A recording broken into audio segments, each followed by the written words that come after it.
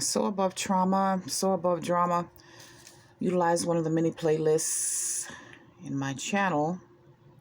On my channel, it's SOARTime to help you do exactly that. I am continuing a mini-series within my daily series, Black Females Be Aware, Black Females Beware, where I am trying to bring more awareness to the fact that Black femicide is a pandemic. On the rise, on the rise. It's already a pandemic, but it's becoming worse and worse, and it's going to become even more alarming as we get further and further into this current administration of malignant, narcissistic, sociopathic, psychotic white supremacists. So please check out the Black Females Be Aware, Black Females Beware playlist. The series primarily is about summarizing true crime videos or real crime stories very, very briefly. And my hope is once I refer you to the particular playlist that where video is that I summarized, that you will visit the playlist and be encouraged to at least share the video, ideally the playlist, and or my summary video with those within your circle of influence, and to help me increase the awareness amongst Black females specifically about the rise in Black femicide. Be aware of that fact. Beware. Let your awareness of that fact help you to become more vigilant, more selective about whomever you allow into your world. Okay, let's get to it. This is a continuation. I think the fourth or so video in this mini series within the daily series, where I'm exploring the topics of mental illness versus mental disability, emotional illness versus emotional disability, and all of them versus each other. All four of those compared, the difference between all four. So I'm continuing from the last video. I hope you check out the first, I think this is the fourth or fifth, so you can follow along, because you might not be able to do so with just listening to this video. You may not. So let's get to it. I don't want to be long in this video. I want to adhere to my 12-minute self-imposed time limit. So what I did was, the other day I got up, actually today, I'm pre-recording, I got up this morning, and I was trying to define each of those terms for myself so that I could easily articulate them. And I was having difficulties. And the thing about me is I'm more of a writer in terms of communicating myself than I am a speaker. I'm far more articulate with the written word. I really don't think I'm that articulate verbally, to be honest. Having the gift of gab is not the same as being articulate. Anyway, that's just my quick self-critique. So what I did was I said, okay, let me type it out. Let me write it out. So I wrote out my initial definitions based on my understanding, previous understanding before I consulted my paid subscription of Copilot AI. And I combined the two, and I said, okay, I'm going to upload my thoughts, my initial thoughts, and I'm going to have Copilot. It's just something I do with Copilot. You know, I have it rate my writings, whatever I'm working on, which is usually legal these days. I have it rate whatever I'm writing on a scale of 1 to 10, and then I go from there. So I did the same thing in this instance, and this is the feedback I received from my paid subscription for Copilot AI. Not the free one, it's slightly different, but the paid one.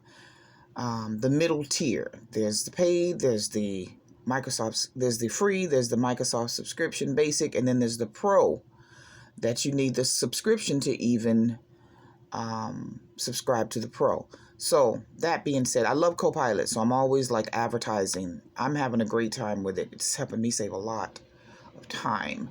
So this is the feedback. Okay, let's get to it. Oh my God, I'm already 5 minutes in.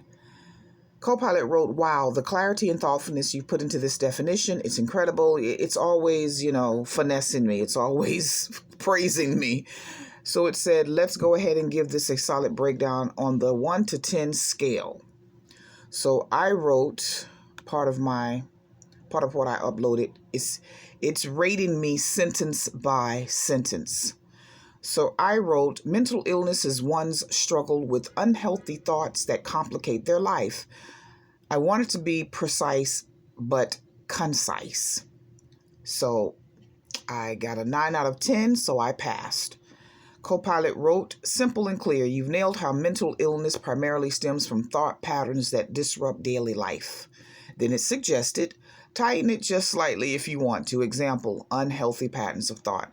So it'll rate me. What I love about Copilot AI is the paid version subscription is it'll rate me, but then it'll also give me suggestions that I may or may not take. In this instance, it doesn't matter. I'm not submitting this to anyone. So the second statement I wrote was about emotional illness. I defined it like so. Emotional illness is one's struggle with unhealthy emotions that complicate their life. It's the result of unhealthy thoughts that manifest as unhealthy emotions or feelings. Feelings being emotionalized thoughts. I got a 10 out of 10 on that one, so woohoo for me. Copilot wrote back in its critique, this is beautifully articulated, especially the connection between thoughts and emotions.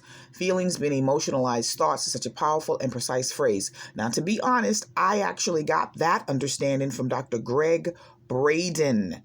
He defined feelings as emotionalized thoughts. So that genius did not originate with me.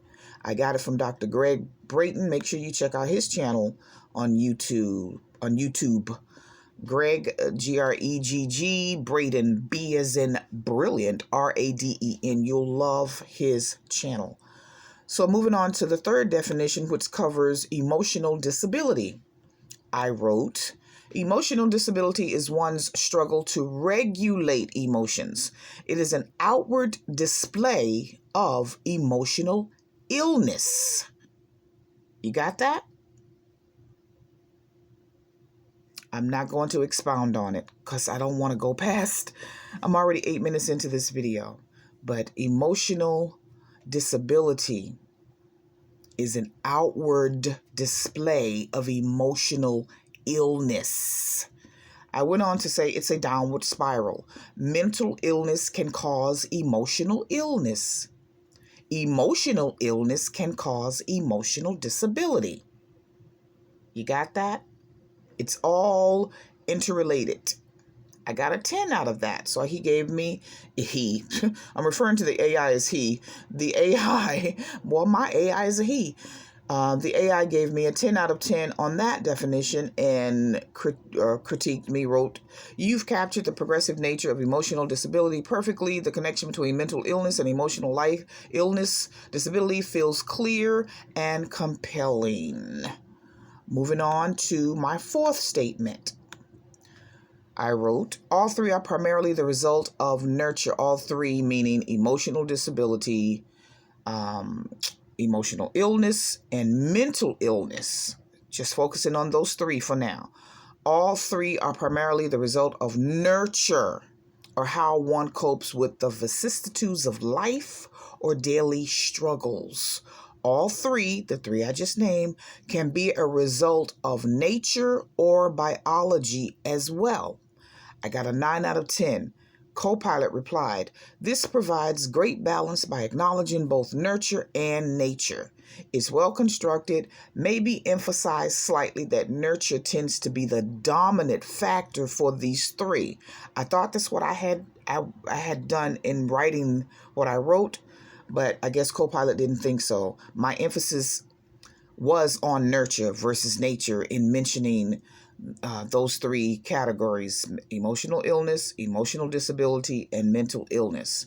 Now, we get to mental disability.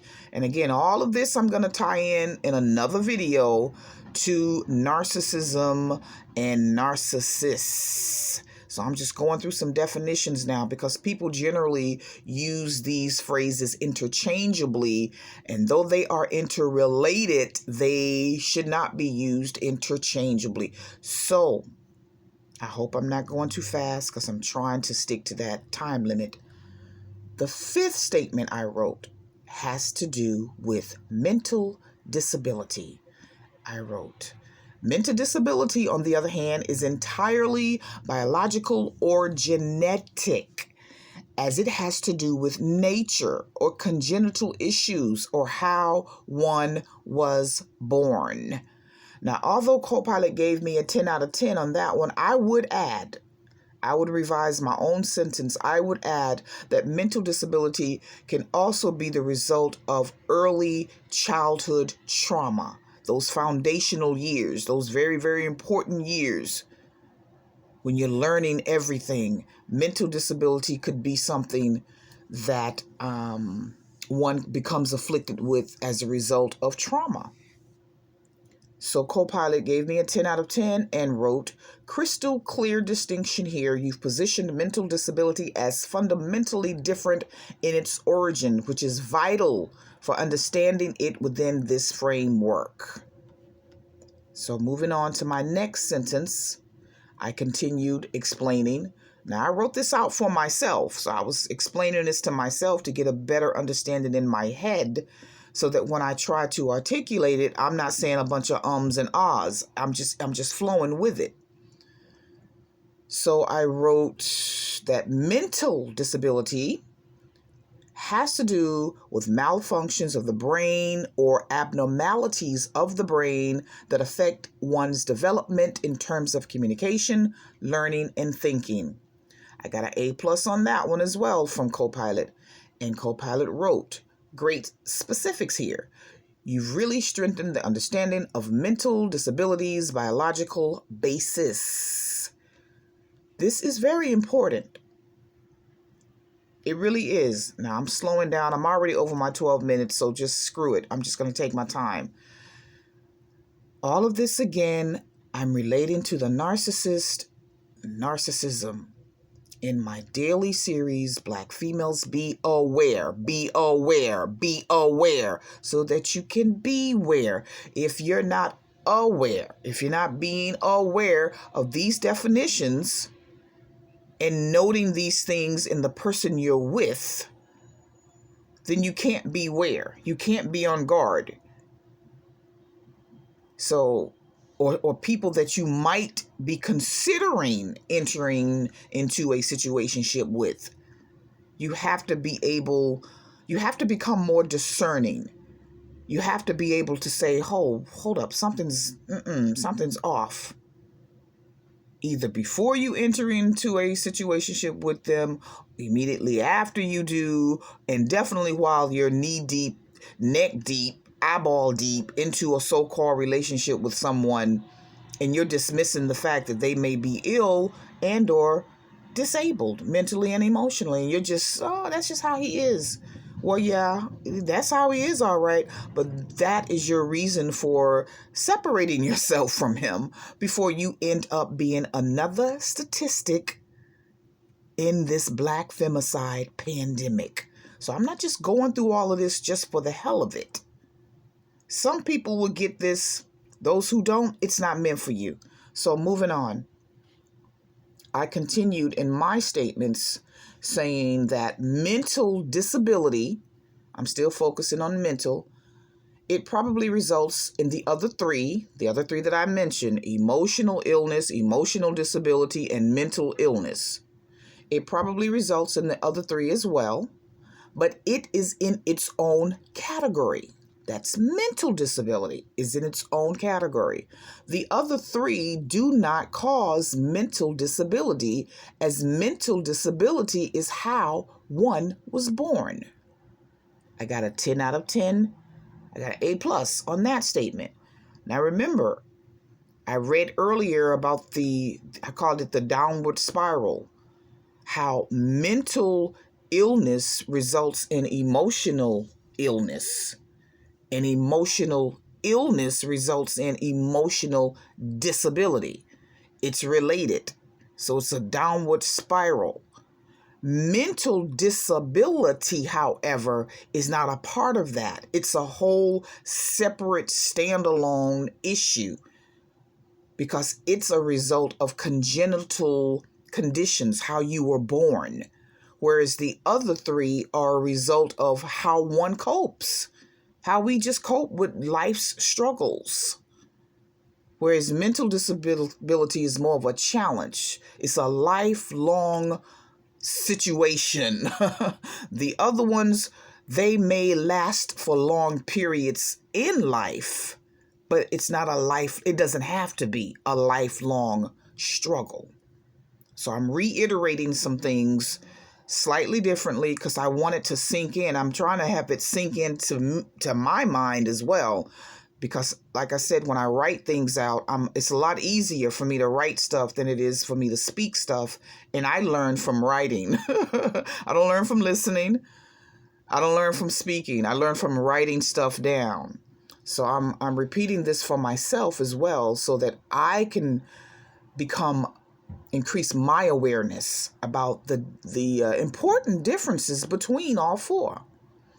And again, I'm going to relate it to narcissism in the final installment in this mini series within my daily series. So I hope I'm not giving too much that's confusing. It's okay to give too much, but I don't want to be confusing. So I continue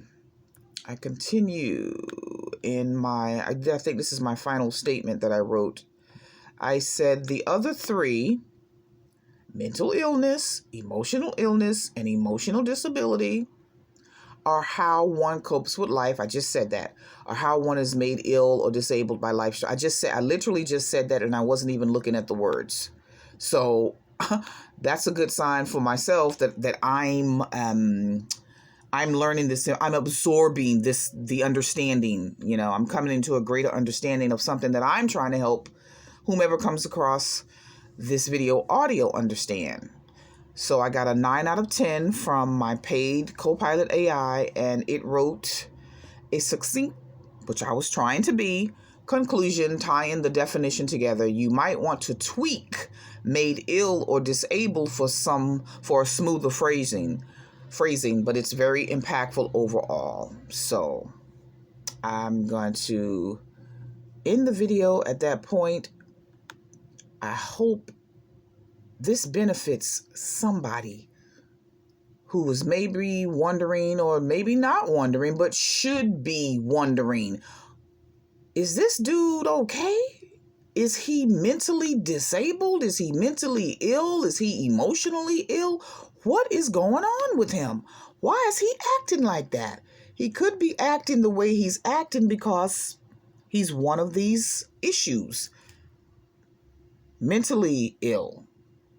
Emotionally ill, emotionally disabled, or even mentally disabled.